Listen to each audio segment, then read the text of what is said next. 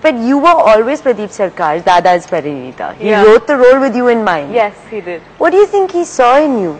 I think I was this piece of clay that he could mold the way he wanted to. But you say that you don't have any godfathers. Today I know that I have a family in Vinod Chopra Productions. I know that it's the school I've gone to. If I ever needed any advice, I know that I turned to Mr. Chopra. It wasn't like I always knew them and that was it. This was purely on the basis of merit.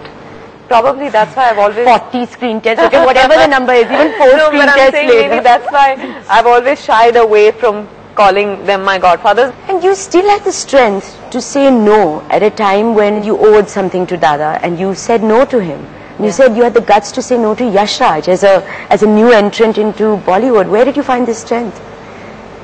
I don't know. I believe that, if you know what you're doing and if you know what you're doing is right, then I think everyone eventually understands. I knew that I had made a commitment to Sajid Khan to shoot in the January of 2007 for Hey Baby. And Dada wanted to be doing the film at that time. So it wasn't anything to do with the fact that you didn't want to play second. At that point it seemed like second fiddle to Rani or anything like that. No. I felt that if I was doing another film with Dada, then it had to be as special, if not more, than Parineeta. Will anything ever be a Parineeta? Inshallah, I'm hoping it will be. Maybe Dada and I can create that magic again. And then but your gamble or whatever it was, whether it was a calculated risk or whether it was dates or whatever, paid off. Because Hey Baby was a huge hit and Laga Chandri wasn't so much. It's not so much about the hits and the flops, Koel. It's just I couldn't do it at that point in time. I went through a lot of heartburn. It was a very difficult decision. I remember going into his office and I didn't even meet his eyes when I actually told him this. And I still remember that moment where he didn't look up after that. It's almost dramatic, but he didn't look up after that. And I said, okay, then I'll leave. And he said, yeah. Vidya, I want to know, you have a great rapport with almost all your co-stars. Yeah. And apparently you always take the initiative to break the ice. Now, what did you do to break the ice with Saif and to have like the comfort level? No, with Saif, that was my first film. So there was no way I was going to, take any sort of initiative. With Saif and Sanju, I was always, hello. Well, you certainly weren't calling him Sanju then, were you? No, actually, I always called him Sanjay, but,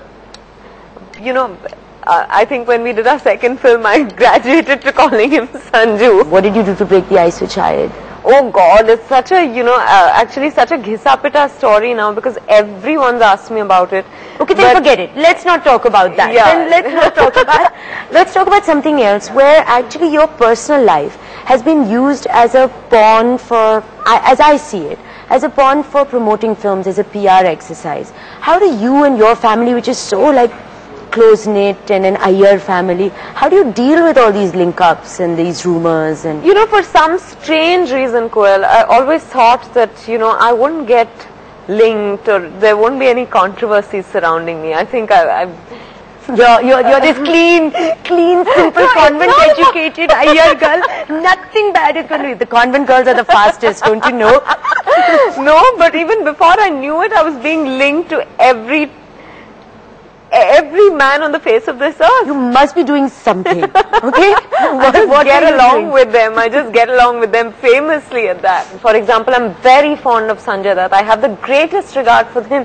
But to think that we were actually seeing each other is, I don't know. Just because I say that, I have the guts to say that I am extremely fond of Sanjay Dutt. That does not mean I'm having an affair with Sanjay Dutt, for God.